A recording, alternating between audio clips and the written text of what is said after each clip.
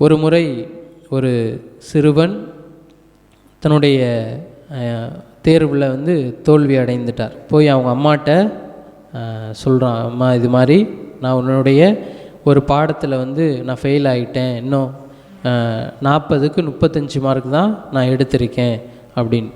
அந்த அன்னை உடனே நம்மளாக இருந்தால் என்ன சொல்லுவோம்? படிக்க சொன்னேன் அப்பயே படிக்கலை அப்படின்னு சொல்லுவோம். ஆனால் அந்த அன்னை சரிப்பா, இன்னமே அடுத்த வர்ற பரீட்சையில் நல்லா படித்து நல்ல மார்க் எடுக்கணும் அப்படின்னு சொல்லி அந்த அன்னை அனுப்பி விடுகின்றார். அதே வகுப்பில் இருந்த இன்னொரு அவருடைய நண்பர் ஒருத்தரும் 2 பேரும் சேர்ந்து விளாண்டுட்டு ஒழுங்காக படிக்காமல் தான் என்ன பண்ணுறாங்க, 2 பேருமே ஒரு பாடத்தில் ஃபெயில் ஆகிடுறாங்க.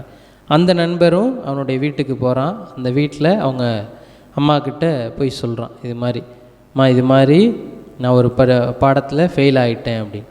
அப்போ அந்த அன்னை, கழுசடை உனக்கெல்லாம் எத்தனை வாட்டி சொன்னாலும் புத்தி வராது, நான் உன்னை எத்தனை வாட்டி சொன்னேன் ஒழுங்கா படின்னு சொல்லி. அப்போ இந்த 2 தாயுமே அவர்களுடைய நிகழ்வு ஆனது ஒன்று தான். 2 பேருமே பாஸ் ஆகலை, 2 பேரும் ஃபெயில் ஆகியிருக்காங்க.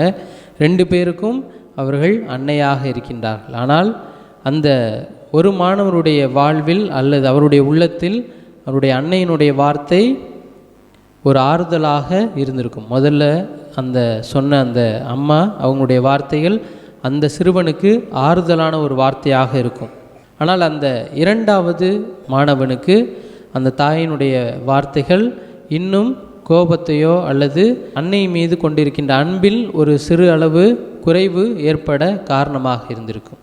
இப்படி நம்முடைய வாழ்விலும் நாம் பல்வேறு நபர்களை சந்திக்கின்றோம். நம்முடைய வார்த்தைகளால் சில நேரங்களில் பிறருக்கு உதவி செய்கின்றோம், சில நேரங்களில் நம்முடைய வார்த்தைகளால் பிறருடைய வாழ்வை ஈடேற்றுபவர்களாக இருக்கின்றோம் அல்லது வளர்ச்சிக்கு இட்டு செல்லக்கூடியவர்களாக இருக்கின்றோம். சில நேரங்களில் நம்முடைய வார்த்தைகளாலும் நம்முடைய செயல்களாலும் பிறருடைய வாழ்வை கெடுக்கக்கூடியவர்களாக அல்லது அவர்களுடைய குடும்பத்தை நாம் கெடுக்கக்கூடியவர்களாக இருக்கின்றோமா என்பதை சிந்திக்க வேண்டும். நம்முடைய வார்த்தை அனைத்தும் உண்மையானதாக பிறருக்கு உதவக்கூடிய வார்த்தைகளாக இருக்க வேண்டுமே ஒழிய யாரையும் எந்த ஒரு சூழலிலும் நம்முடைய தனிப்பட்ட நலனுக்காகவோ அல்லது நமக்கு பிடித்தவர்களுடைய நலனுக்காக நாம் பிறருடைய வாழ்வை கெடுக்கக்கூடியவர்களாக நம்முடைய வார்த்தையாலும் நம்முடைய வாழ்வாலும் செயல்படக்கூடாது என்பது தான் இன்றைய நாள் நமக்கு எடுத்து சொல்லுகின்ற செய்தியாக இருக்கின்றது.